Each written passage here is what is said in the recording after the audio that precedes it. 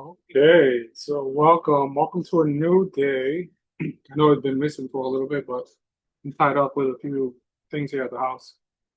Let me get right into it. This week has been a pretty eventful week for all of us in regards to trading. We look at Forex Factory. I'm going to go ahead and get right into it. I don't want to take too much of your time since I loaded this video to YouTube. Again, for those of you who are new to YouTube, welcome you. My name is JD. I invite you to like, subscribe. You're going to learn a lot. You're going to learn a lot of things here on YouTube from me.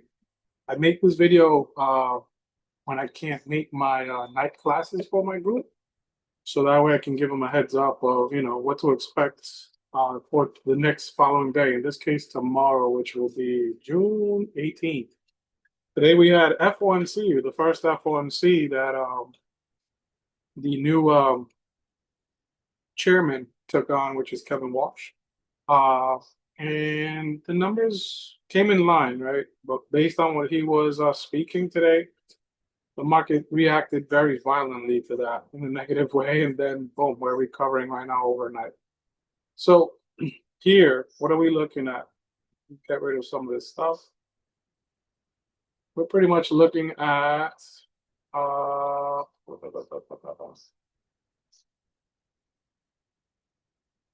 today's FOMC meeting. Okay, so with today's FOMC meeting, what you guys are looking at is get rid of some of these lines here.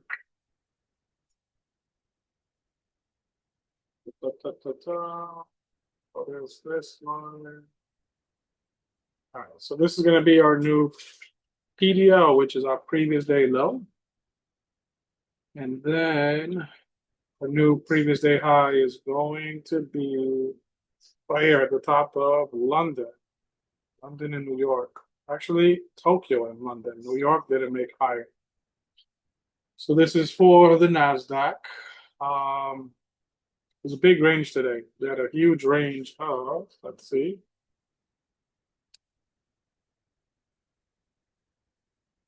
661 points to the downside, and now we've recovered more than half gap after that big drop with FOMC. I think we're just coming right back up to these London lows. This is the London session, or even the Tokyo lows from today, well, last night.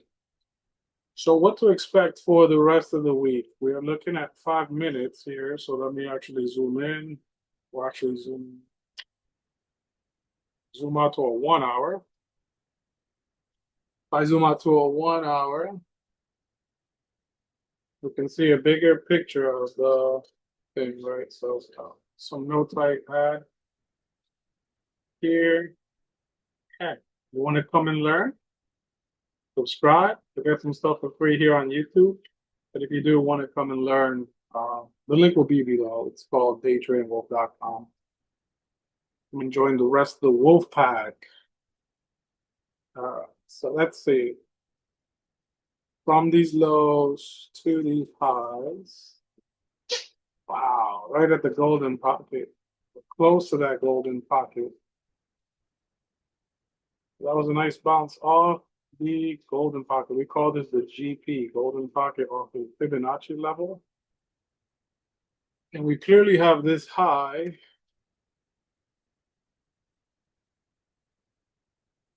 So from this London high of yesterday to today's New York low, we have another golden pocket up here.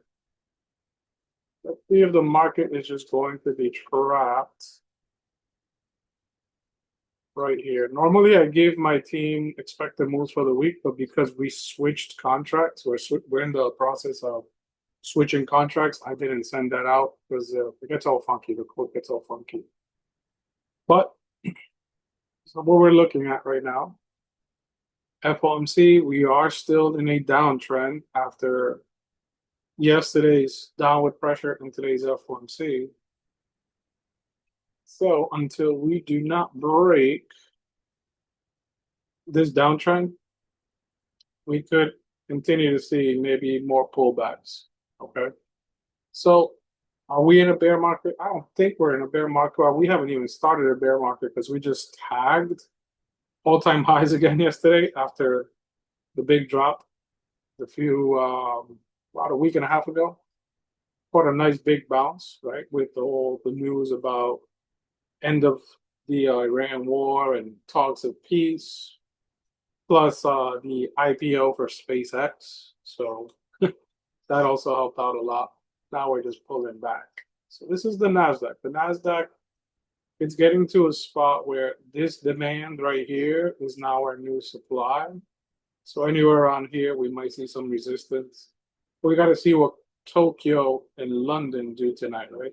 If they're going to build some sort of range here to try to break, retest, and go tomorrow morning, or, continue to come down and retest these lows again. So downtrend that can possibly continue to come down, or see if it gets some strength the next 2 days. Do we have any major news? Tomorrow? No, I think the major news was mostly today when President Trump was speaking. It was very flat. And then everyone waiting for FOMC. Tomorrow, Thursday, we only have the 8:30 Eastern time. Philly Fed manufacturing and unemployment things. Okay, so that might be another economic news that tomorrow can help the market, get some sort of volume in, okay? But as of tonight, I would not be looking for anything. I'd be looking for the market to kind of give me something there in Tokyo and London, some sort of accumulation, manipulation, and then see if we're going to get some sort of distribution with New York. But more to come on that, right? We do have a downtrend that, so we don't break it, we're not going to continue to go for higher highs. That's on the NASDAQ. Let's look now at the MES. So MES. And again, these indicators right here that I have, this is TradingView. These indicators that I have here, it's a free indicator. You guys can use that. It's called FX Market Sessions by Boy Toki. And what it does is it outlines for you here on TradingView the Tokyo session, the London session, the New York session, right? So you're a person that likes to see what happened in Tokyo, London, and New York. Boom, the indicator pretty much tells you that there. Let me adjust this because I always like to carry the previous day high and the previous day low to my next day, just so I can have, that resistance and that support that we had from the previous day, and then kind of play within here on things. Again, I'm going to zoom out to a 1 hour, go from this higher low to, I guess, this high here.